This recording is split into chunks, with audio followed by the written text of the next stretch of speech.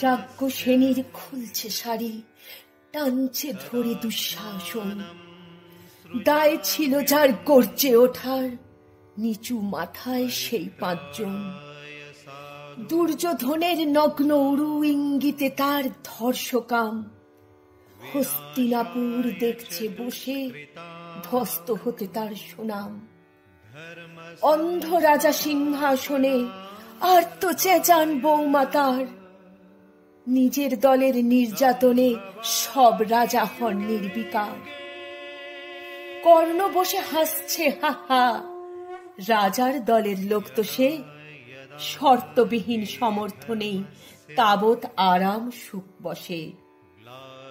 ভীষ্ম, দ্রোণ, কৃপ, নীরব সরকারি লোক হাজার হোক, রাজার কথাই তোমার কথা, তুমি যখন রাজার লোক। খল শকুনি দেখছে সবই, বস্তুত সে ধ্বংস চায়। ঘরের মাটি লাল হয়ে যাক দেশ বিভাগের যন্ত্রণায়। সুশীল সভায় ঘটছে যখন রাজ অপরাধ জঘন্য, ঠিক তখনই তার বিরোধে চেঁচিয়ে ওঠেন বিকর্ণ। বিকর্ণ নন কেউ কেটা লোক, 100 ভাইয়ের একজনা। তেমন করে এর আগে কেউ তার কথাটাও জানত না। যতগৃহে কারেন্নিরা অন্তত তা নেই লেখা। ভীমকে যখন বিষ খাওয়ালো তখনও তার নেই দেখা। কিন্তু যখন প্রকাশ্যেতে কাটছে নারীর আব্রুকেও, স্তব্ধ জীবের চুপ সাগরে বিকর্ণ হন একলা ঢেউ। চেঁচিয়ে ওঠেন রাজার কুমার যুবরাজের বিরুদ্ধে। মহাবলী পাণ্ডবেরও তখন গলায় সে সুর নেই।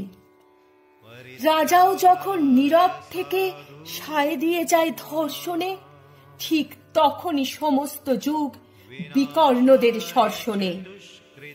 আমরা যারা কিচ্ছুটি নই, একটি মোটে ভোটকে বোন, অত্যাচারের সামনে এলে সঙ্গে শুধু চোখের জল। পোষ্যভাবে যাবনা চেবাই অন্ধ এবং নিকর্ণ।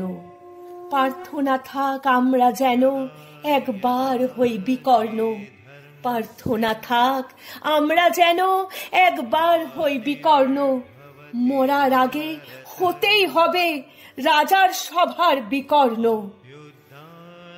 2018 সালে কবি আর্যতীর্থ দ্বারা এই প্রতিবাদী কবিতার সৃষ্টি।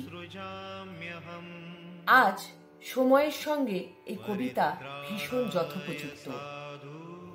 প্রত্যেকের মনে বোধহয় বিকর্ণ হবার ইচ্ছে সুপ্তভাবে থেকেই থাকে, কিন্তু সাহস। মহাভারতের এই বিকর্ণকে আজ ভারতবর্ষে ভীষণভাবে প্রয়োজন, যখন কিনা ভারতবর্ষ ধর্ষকদের হাতে প্রতিনিয়ত ধর্ষিত হচ্ছে। আজ প্রতিটি ভারতবাসীর মধ্যে বিকর্ণ জেগে উঠুক। ধন্যবাদ।